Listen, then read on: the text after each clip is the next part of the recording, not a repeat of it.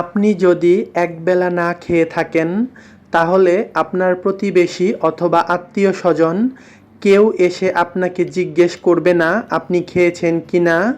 তাহলে আত্মীয়স্বজন এবং প্রতিবেশীর এত কথা শুনে লাভ কি? তারা আপনাকে কটু কথা বলে, আপনাকে নিন্দা করে, আপনাকে ইনসাল্ট করে। তো তাদের এত কথা শোনার কি দরকার আছে যদি তারা আপনার দূর সময়ে খোঁজ খবর না নেয়?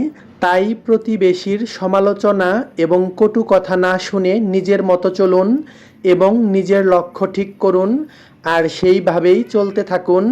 দেখবেন সফলতা আপনা আপনি আপনার কাছে চলে আসবে। আর আজকের এই দিনটা আমার জন্য অনেক বেশি স্পেশাল ছিল, কারণ আমার একটা জব হয়েছে। আর তাই তো নিজেকে নিজেই ট্রিট দিচ্ছি। নিজেকে ভালো রাখার দায়িত্ব নিজেকেই নিতে হবে। তাই যা করলে আপনার ভালো লাগবে আপনি সেটাই করবেন। আর মন ভালো রাখার জন্য আমার মতো এরকম রেস্টুরেন্টে গিয়ে বেশি বেশি খাবেন।